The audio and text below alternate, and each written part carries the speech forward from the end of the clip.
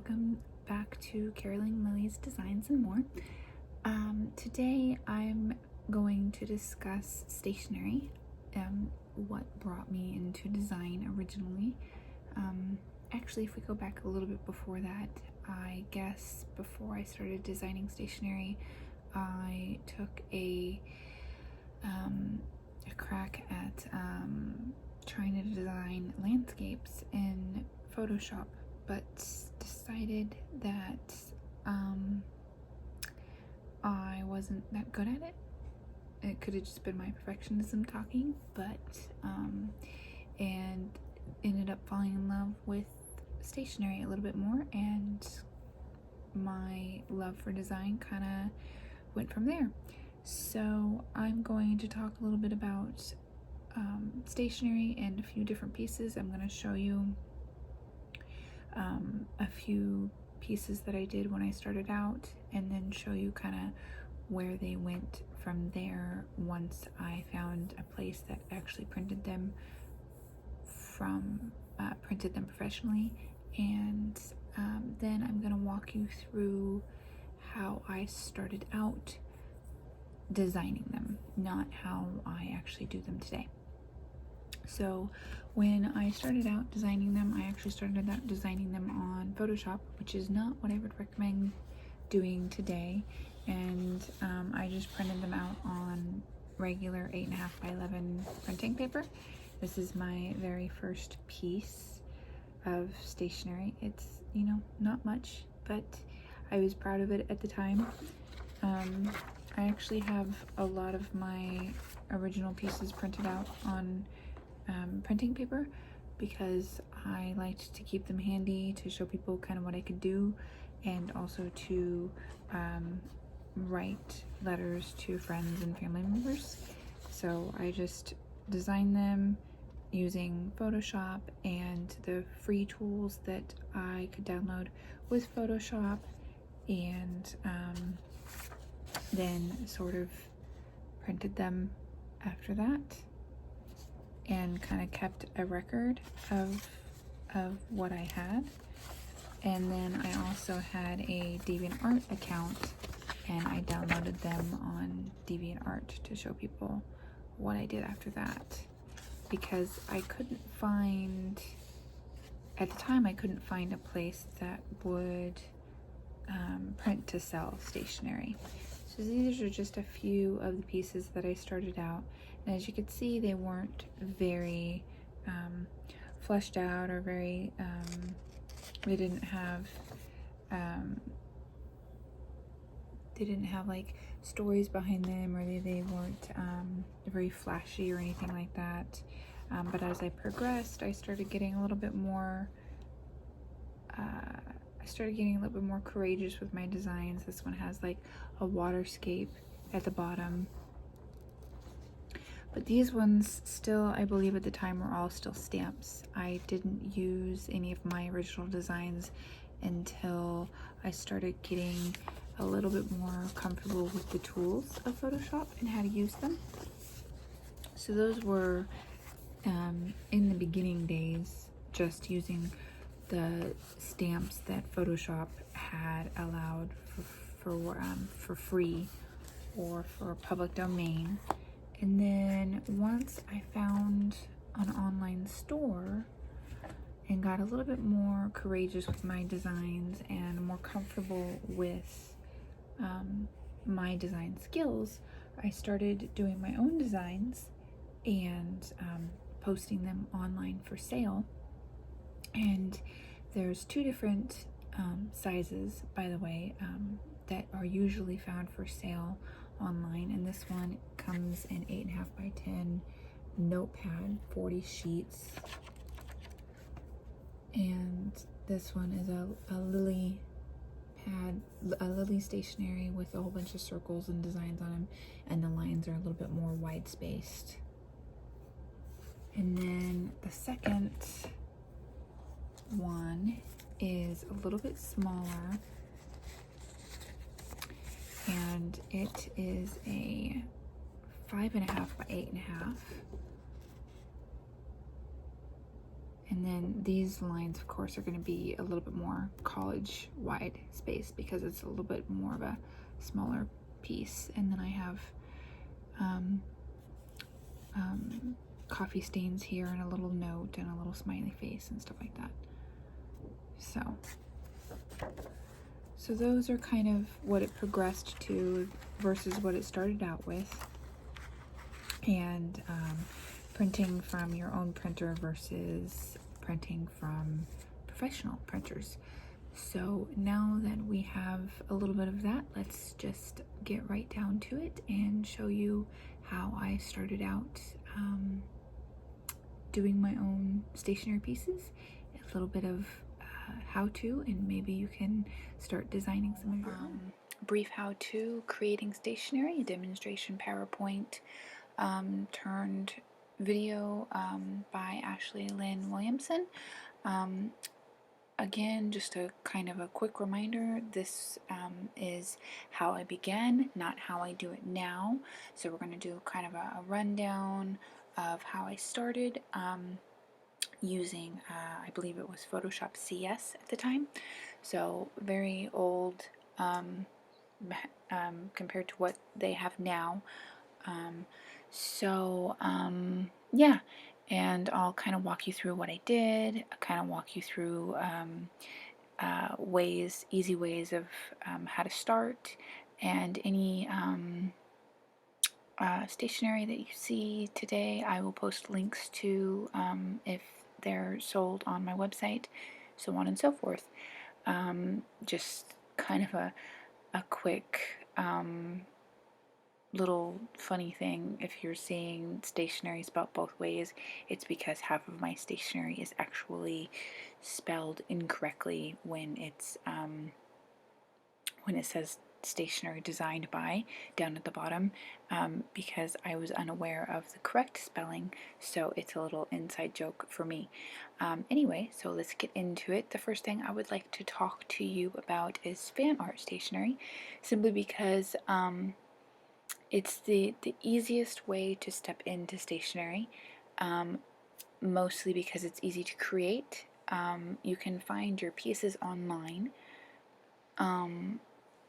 your art pieces, that is. So when you start design, and if you're having, say, a hard time creating your shapes and your pieces and your art pieces and stuff like that, and you actually want to start design in stationery, you don't actually have to create the art pieces yourself when you're creating stationery, if you do fan art. So what you can do instead is go online and find your art pieces for the fan art stationery that you want to use.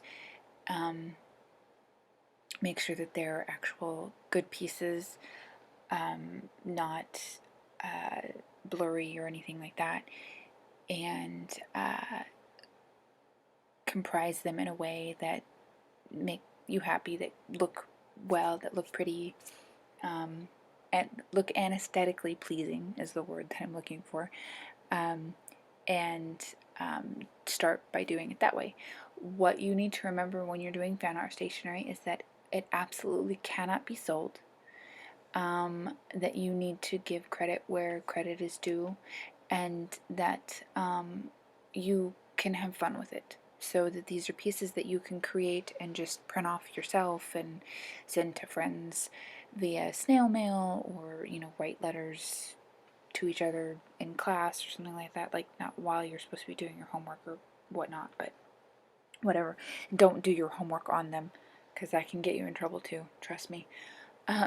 But yeah, these are really easy pieces to start out with because you have a plethora of art to start out with online. So if you're not really, if you're having a hard time creating your own digital art at first, I would recommend starting out with fan art stationery. If stationery is just something that you wanted to do and you're not huge on digital art, fan art stationery is a good way to kind of jump in to the pool of stationery. So that is a a good recommendation for starters.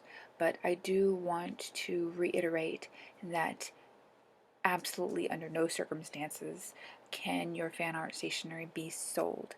And yes, these 5 pieces that you see were created by myself, and I will put the links in the description so that if you see any of these 5 pieces, you can go and you can download them, and you can have these, any one of these for free, or all of these for free if you like any of these. So just the bullet points for reminders. Fan art stationery cannot be sold. They're easy and fun to create. You can find the pics online. You need to give credit where credit is due. That includes any and all art that might be done by other artists, other fan art artists. And it's easy to start out with being a digital artist. So yeah, that's a really good place to start for stationery pieces.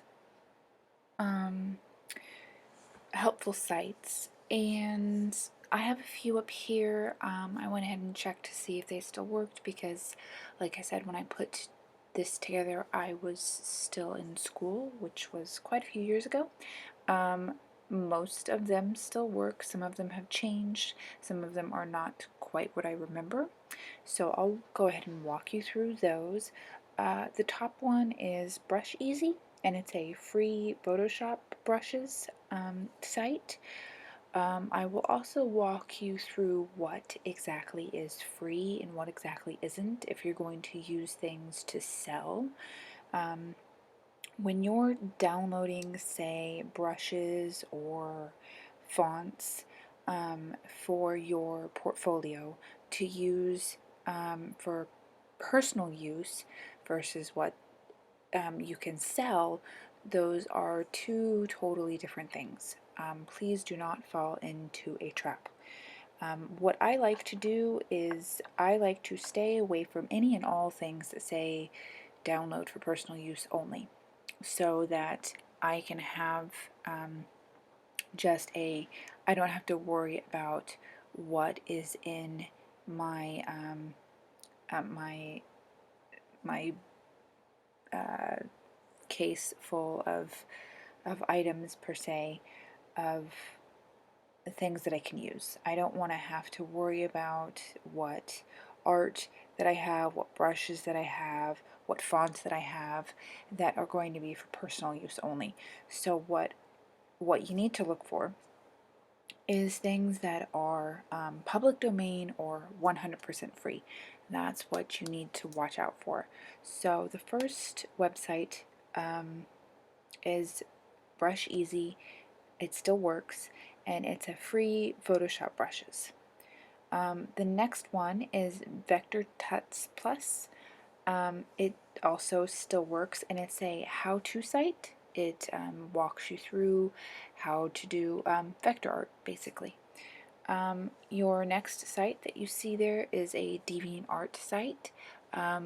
They recently went through a whole new site change, so the site looks a lot different than what people who have been with it for years have been used to. But it's pretty, it's new, it's sparkly, and it's a site for artists to post their work and share with other artists. There's a lot of great artists there in the community.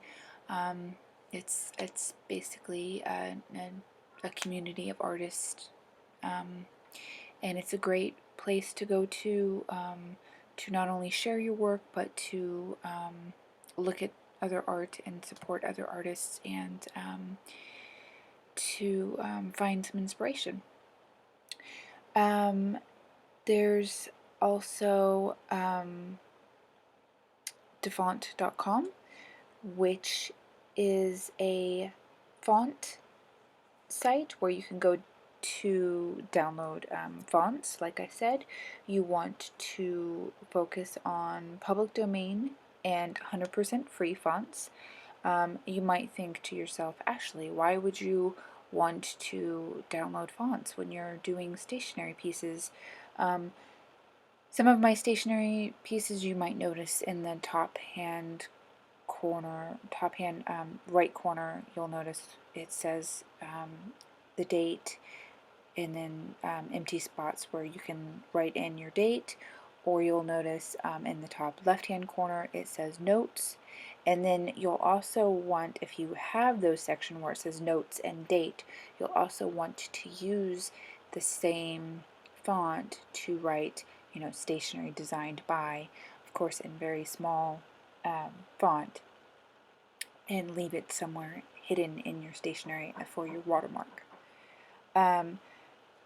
Also on the helpful sites is controlpaint.com, CTRLpaint.com, which is where it's a site where you learn how to digitally paint. So there's a lot of videos on there to help you learn how to become a better digital artist. There is a website on there called Lynda, LYNDA.com, which is not what it used to be, but they have now moved to LinkedIn Learning. But it's all about photography, graphic design, but they have workshops and work classes and stuff like that that you can check out. There is a website on there that in fact does not work, and it is the one that I did not name, so don't go to that one. I will not be putting that one in the description. It works, but it's just not in English, and it's not the way I remember it, so I won't be putting that one in the description because I don't know what it is. I don't know how to read it. So the ones that I named off for you are what they are, and yeah. So I hope you found those as helpful as I have. Oh, and also, I forgot. Once you get started and kind of feel comfortable in your portfolio and feel comfortable with your own art, there's also helpful sites like Zazzle.com and stuff like that that you can kind of look up to put your designs on things such as t-shirts and hats and cups and so on and so forth. So you as the designer upload your designs, and then they put them on items, and then they ship them around the world to other people who buy them, and then you make a small profit off of what you sell to people around the world. So starting out, over on your left hand side that's circled and pointed out is your toolbar, and that's where you're going to find all of your Photoshop tools. Also, I just want a quick reminder, this is a very old version of Photoshop. I don't even remember if it's Photoshop CS, to be completely honest. This is a version that I was using back in school very, very, very long ago, so this is going to look much different than Photoshop that is out now. So this is again just a quick run through, so the tools are going to be kind of the same, and everything's going to look sort of the same, but and everything's going to be called the same, but this is just kind of a brief run through and kind of sort of how things are going to look when everything is laid out. So starting out on the left hand side, you're going to have your toolbar, and on the right hand side you're going to have your layers, your history, and your color panel. And then in the middle, in the dark gray area, is your actual workspace. So that's what your start screen is going to look like. You're not going to be, when you're first starting out, it's going to be a little overwhelming because you're not going to be familiar with all of the tools, and some of them are going to be obvious, what they are, because the paintbrush is going to look like a paintbrush, the pencil is going to look like a pencil, so on and so forth. Some of them are not going to be quite so obvious, and that's okay. The best thing that I learned from one of the best teachers that I had is just jump into it. Don't be so afraid of it. Grab a tool, use it, figure out what it does. If you don't like it, undo is your best friend. Also, save often. So, layers are also your best friend. So those are some key things to remember. Save often. Layers are some of your best friends, and the undo tool is your best friend. So don't be afraid to use things and see what they do, and kind of just get a feel for things, and see how things work. So that's your start out screen, and we're going to move on from there. Alright, so starting a new file, you are going to name your file. For this one, I just named it Demonstration Speech. And you're also, for stationery in particular, you're going to change your width and your height into inches.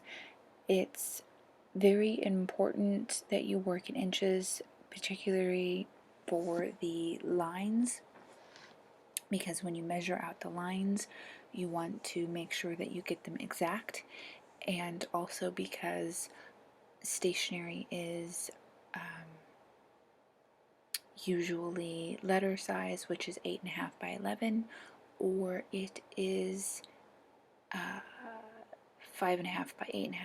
So the two, if you plan on working in stationery often, the two sizes that you'll be finding yourself working with a lot is 8.5 by 11, which is usually notebook size or notepad size, and the fancier sizes that you'll find yourself working with are 5.5 by 8.5. But for this particular demonstration, we did letter size, so it was 8.5 by 11. So you'll want to open up a new file, which is usually at the top left-hand corner. You just go to File, New File, and change the name, and then you can see on the screen where you can actually change it to letter, and then it will change it to the letter size for you.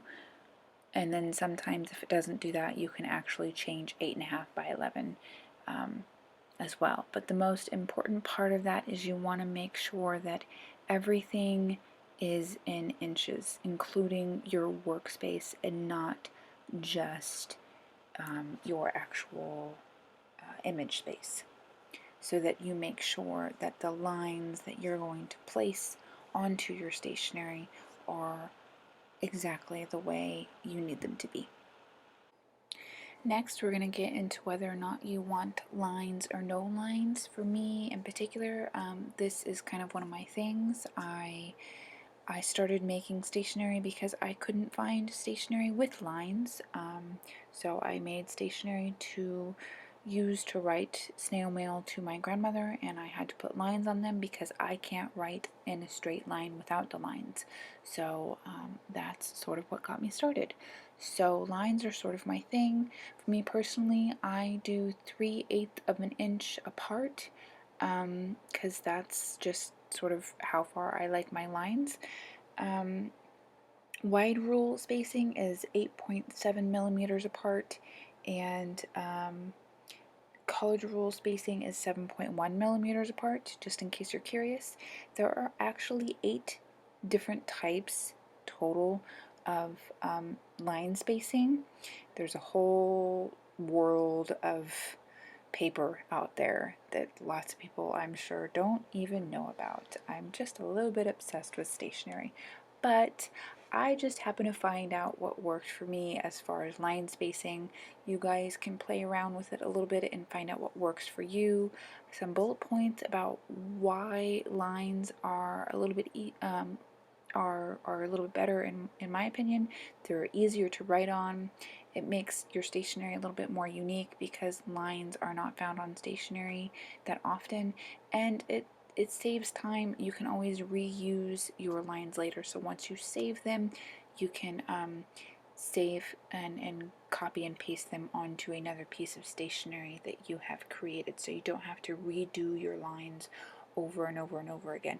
Once you have your set of lines that you like, you can just take them from a piece of stationery that you've already made and copy them into a new piece of stationery that you're creating later. So that's the nice thing about lines is once you've had them made, you have the space that you like, whether it's wide or college rule or super super skinny because you write small, or even wider because you write bubbly and big. That's up to you. You make it how you like it, and that's the other nice thing about creating your own lines is you can create them however thin or however wide you need them to be. So I personally like them with lines because I can then write nice and pretty on my nice and pretty stationery.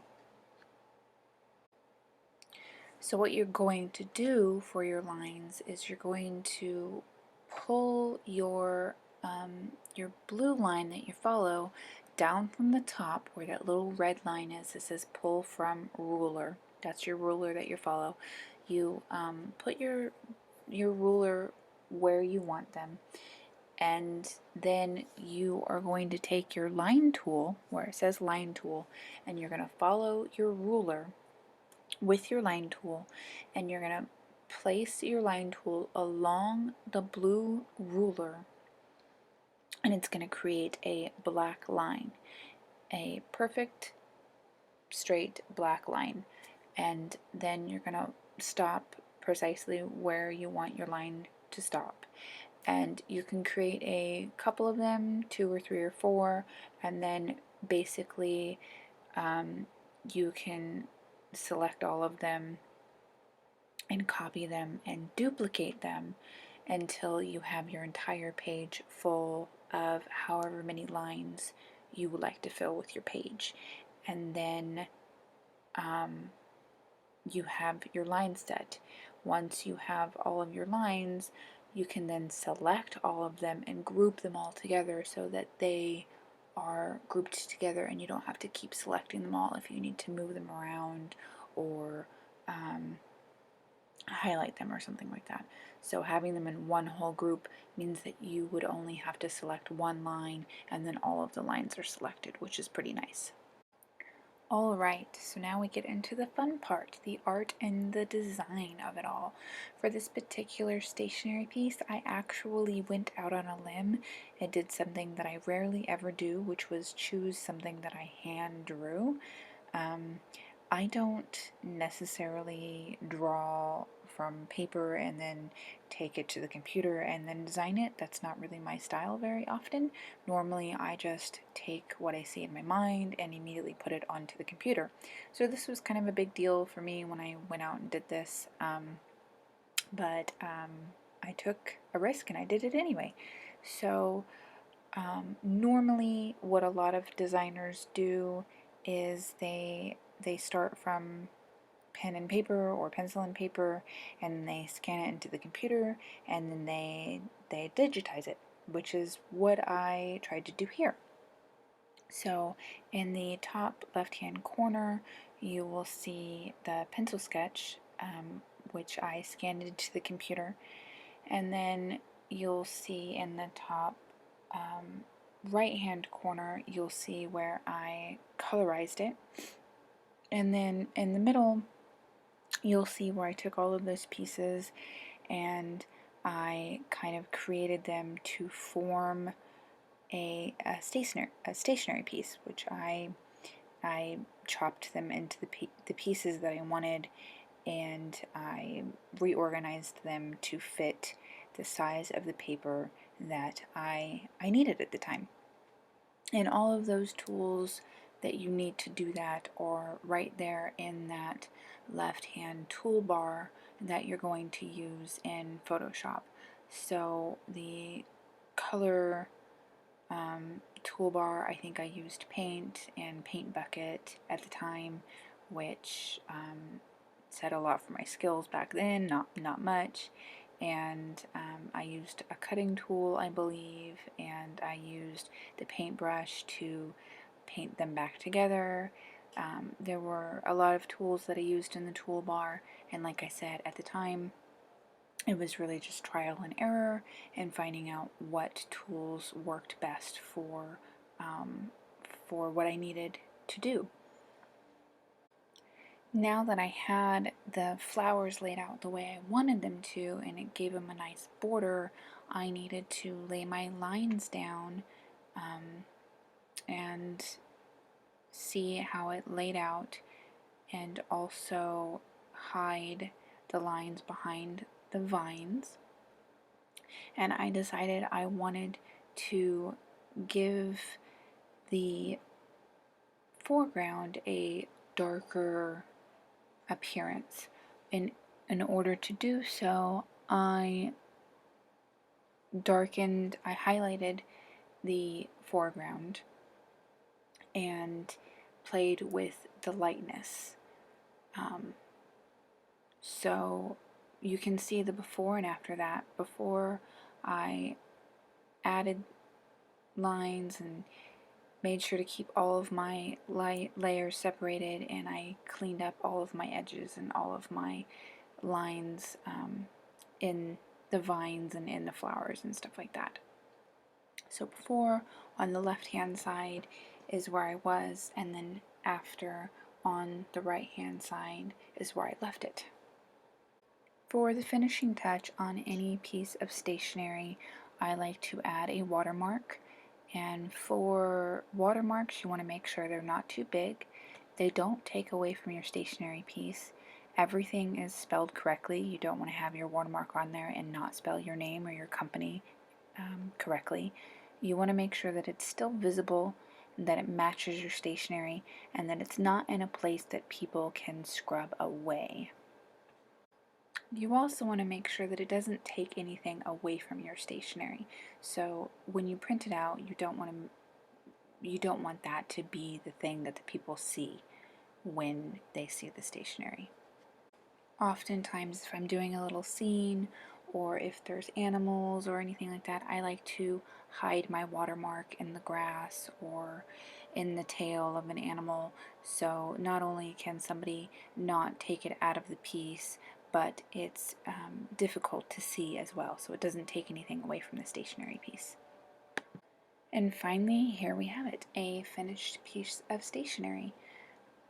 Looking back on this, I probably would have personally done a few things differently. This one was done very, very many years ago in a very different program that I don't use anymore. I also don't hand design my stationery. I do everything digitally, and I don't like where I placed my watermark. I don't quite like how the flowers were done, so on and so forth. I actually don't even think I posted this one for sale. I'm not even sure I posted this one on DeviantArt.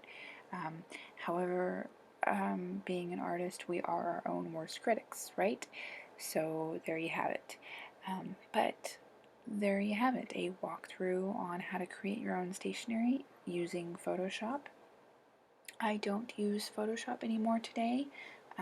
While I was in school, I was taught how to use Illustrator, and that's actually, if you guys can afford it, that's actually what I recommend.